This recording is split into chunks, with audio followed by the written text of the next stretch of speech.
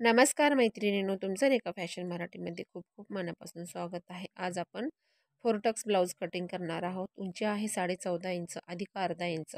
अशी पूर्ण उंची जी घेतलेली आहे ती आपण 15.5 इंचाची घेतलेली आहे. आणि अशा पद्धतीने जी आहे उंची मोजून घेतली आपण. आता उंची टाकून घेतलेली आहे. तर आपल्याला शोल्डर घ्यायचा आहे फक्त 4.5 इंचाचं आणि मोंढा घ्यायचा आहे आपल्याला 6 इंचाचा. अशा पद्धतीने मी मोंढ्याचं माप टाकून घेतलेलं आहे. 4.5 इंचाचा शोल्डर आहे आणि मोंढा आहे आपला 6 इंचाचा. आणि छातीचा जो चौथा भाग आहे तो आहे आपला 10 इंचाचा. छाती आहे 40 इंच. 40चा चौथा भाग 10 आणि 2 इंच मार्जिनसाठी. अशी पूर्ण जी घडी आहे ती भरलेली आहे आपली 12 इंच. अशा पद्धतीने हे जे आहे आपला बॉक्स जो आहे आपण काढून घेतलेला आहे. बॅक साईडचा जो बॉक्स आहे तो पूर्णपणे काढून झालेला आहे. आता आपण काय करणार आहोत तर मोंढा टाकणार आहे. मोंढा टाकायचा आहे आपल्याला. तर जर मोंढा आहे आपला 1.5 इंचाचा. बॅक साईडचा जो मोंढा आहे तो आपण घेतलेला आहे 1.5 इंचाचा आणि फ्रंट साईडचा जो मोंढा आहे तो आपल्याला घ्यायचा आहे 1.25 इंचाचा आणि अर्धा इंचाने थोडंसं आतमध्ये आहे बघा. अशा पद्धतीने डन करून घ्यायचा आहे आणि तिथून आपल्याला आपला मोंढा मोजायचा आहे. 1.25 इंचाचा हा मोंढा झालेला आहे फ्रंट साईडचा. आधी आपण बॅक साईडला शेप देऊन घेणार आहोत. अशा पद्धतीने छोटे छोटेसे आहे डॉट द्यायचे आणि मग थोडंसं डार्क करून घ्यायचं आहे. तर हा झाला आपला फ्रंट साईडचा मोंढा आणि बॅक साईडचा मोंढा. हे दोन्ही मोंढे आपले झालेले आहेत. आता आपल्याला योगपट्टीचं माप टाकायचं आहे. योगपट्टी जी घेतलेली आहे आपण 2.5 इंचाची योगपट्टी आहे आणि 1/2 इंचाने आपल्याला वरती वाढवून घ्यायचं आहे योगपट्टीला. हे जे 1/2 इंच आहे तर 1/2 इंचाने आपल्याला योगपट्टीला वरती वाढून घ्यायचं. 3 इंचावर एक पॉईंट देऊन घ्यायचा आणि योगपट्टीला शेप देऊन घ्यायचा आहे. अशा पद्धतीने हा झाला आपला योगपट्टीचा संपूर्ण शेप तयार झालेला आहे. तर छातीचा जो घडी आहे ती पूर्ण घडी जी आहे आपली 12 इंचाची अधिक 6 इंच म्हणजे 12 इंचाचे निम्मे 6 इंच अधिक नाही सॉरी आणि 4.25 इंचाचा टक्स घ्यायचा आहे आपल्याला आणि 1.5 इंचाचा अशा पद्धतीने हे टक्स मारून घ्यायचे आहे. जो छातीचा पॉईंट आहे तो आपण घेतलेला आहे 4.25 इंचाचा आणि जे आपण इथं 1.5 इंचाचा टक्स घेतलेला आहे तर आपल्याला जे फ्रंट भाग आहे ते पुढच्या भागासाठी आपल्याला इथं 1.5 इंचानी एक्स्ट्रा वाढून घ्यायचा आहे. तर हा झालेला आहे आपला फ्रंट साईडचा भाग आपला. हे बघा इथून 1.5 इंच आणि इथून 2 इंच आणि जो आधीचा आपण मार्क केलेला आहे तिथून सुद्धा आपल्याला 1.5 इंच मोजायचं आहे. तर गळा उंची घेणार आहे मी 7.5 इंचाची आणि रुंदी घ्यायची आहे आपल्याला 2.5 इंच. शोल्डर आपला आहे फक्त 2 इंचाचं आणि अर्धा इंच मार्जिनसाठी घेऊन पूर्ण शोल्डर आपलं 2.5 इंचाचं भरते. पण ज्यावेळेस आपण टीच करणार आहे त्यावेळेस आपलं शोल्डर जे आहे 2 इंच भरणार आहे. तर ह्या ताईंला शोल्डर छोटं पाहिजे. हे बघा अशा पद्धतीने जो आहे याचे टेप फोल्ड करून घ्यायचा आणि इथून सुद्धा 2.5 इंचावर एक पॉईंट द्यायचा आहे आपल्याला आणि पट्टीच्या सहाय्याने जे टक्स आहेत ते असे मारून घ्यायचे आहेत. हा झालेला आहे आपला जे 4 टक्स आहे त्या 4 टक्स ब्लाऊजची जी आहे पूर्ण मार्किंग झालेली आहे. पाहू शकता तुम्ही. ह्याच पद्धतीने टक्स मारून घ्यायचे आहेत. अशा पद्धतीने जे आहे 4 टक्स ब्लाऊजची मी संपूर्ण मार्किंग केलेली आहे. तर चला आता आपण 1/2 इंचानी आपली जी योगपट्टी आहे ती 1/2 इंचानी वाढवून घ्यायची आहे. तर हे मात्र ध्यानात ठेवायचं. कटिंग तुम्ही कोणतीही करा. जर योगपट्टी जर असली तर योगपट्टी जर आपल्याला प्रिन्सेस कटला सुद्धा योगपट्टी वापरायची असली तर 1/2 इंचानी जी आपली योगपट्टी आहे ती एक्स्ट्रा वाढवून घ्यायची आहे. हे मात्र वाढवायला विसरायचं नाही. आता आपण जे आहे आपल्या ब्लाऊजची पूर्ण कटिंग करून घेणार आहोत आणि हे जे आहे आपण जे 1/2 इंच जे वाढवून घेतलेलं होतं तर हे जे आपल्याला जे फ्रंट साईडलाच 1/2 इंचाचं 1/2 इंच वाढवायचं आहे आणि बॅक साईड जे आहे तर बॅक साईडला आपलं जे 1/2 इंच वाढवलेलं होतं ते आपल्याला कटिंग करून टाकायचं आहे. ते बघा ह्या पद्धतीने आणि जे आपण हे 1.5 इंच घेतलेलं होतं ते सुद्धा आपल्याला कट करून टाकायचं आहे. तर हे झालेलं आहे आपलं बॅक साईडचा भाग पूर्ण तयार झाला. आता आपण काय करणार आहोत तर जे आपण 1.5 इंच जे एक्स्ट्रा घेतलेलं होतं ते सुद्धा कट करून टाकायचं आहे आपल्याला अशा पद्धतीने. तर आता आपण कटिंगला सुरुवात करूया.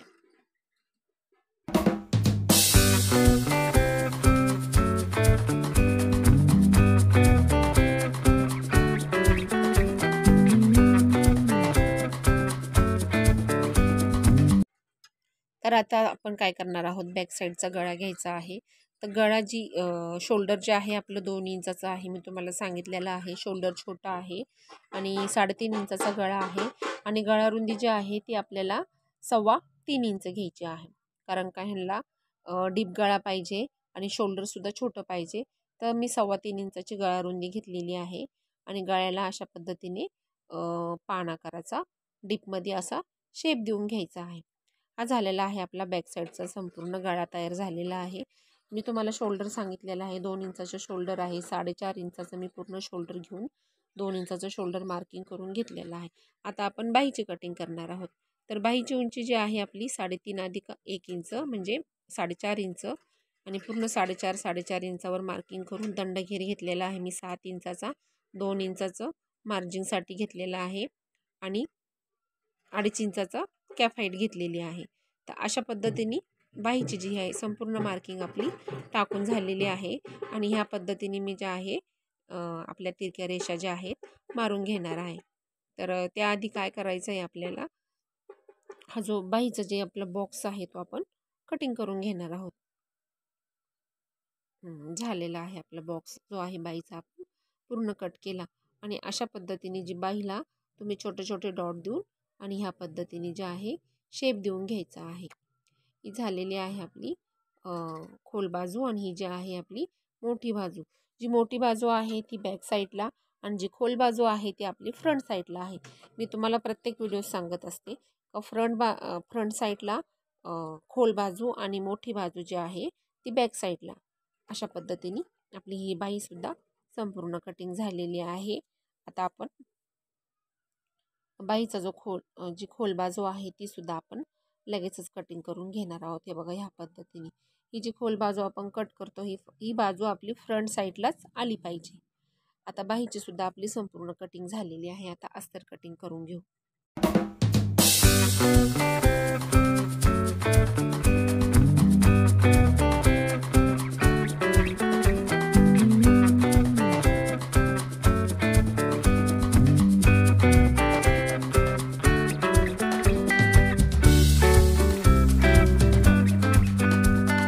आपल्याला काय करायचं आहे, तर गळा जो आहे गोल घेतलेला आहे मी, तर बरोबर गोल गळ्यावर अशा पद्धतीने जे आहे टीप मारून घ्यायची आहे संपूर्ण. आणि तुम्हाला प्रत्येक व्हिडिओ सांगत असते अर्धा इंचावर सोडून कटिंग करून घ्यायचा आणि छोटे छोटे जे आहे गळ्याला कट देऊन घ्यायचे आहे. तर हे कट दिल्यामुळं काय होतं, तुम्ही गळा कोणताही जरी घेतला तर तुमच्या गळ्याला आकार आणि शेप एकदम व्यवस्थित येणार आहे. आणि अशा पद्धतीने जे आहे मी वरून दाब टीप देऊन आणि कडेकडेने टिपा देऊन आणि आपल्याला जे टक्स पॉईंट आहे ते टक्स पॉईंट मारून घ्यायचे आहे. तर म्हणजे कॅनोची सुद्धा गरज नाही आहे, ह्याला गोट करायची सुद्धा गरज नाही आहे. आणि म्हणजे बिगर गोट करता सुद्धा आपण गळा शिवू शकतो. फक्त आपल्याला गळा तुम्ही कोणताही आकार घेतला त्याला जे छोटे छोटे कट आहे ते कट मारता आले पाहिजे. हे बघा अशा पद्धतीने आधी मी टक्स पॉईंट आहे ते मारून घेणार आहे. संपूर्ण टक्स पॉईंट अशा पद्धतीनेच मारून घ्यायचे आहे.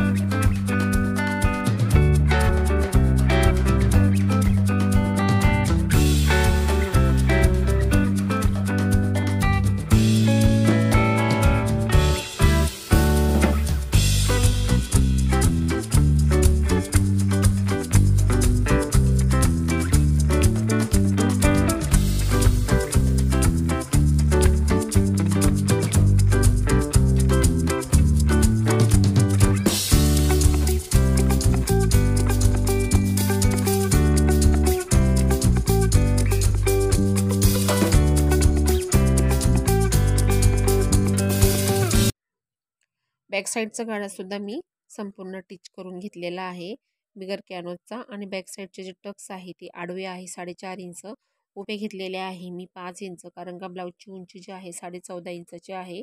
तर मी उंचीप्रमाणे सुद्धा आपण टक्स घेऊ शकतो. तर आता आपल्याला काय करायचं आहे, ह्या गळ्यावर म्हणजे हा ब्लाऊज जो आहे संपूर्ण प्लेन आहे, तर प्लेन ब्लाऊज असल्यामुळं काय करायचं आहे आपल्याला, ह्या ब्लाऊजवर लेस वर्क डिझाईन करायचे आहे. तर मी आधी खडूनी जे आहे ब्लाऊजला आकृती काढून घेतलेली आहे आणि मग मी अशा पद्धतीने जे आहे लेस टाकून घेणार आहे.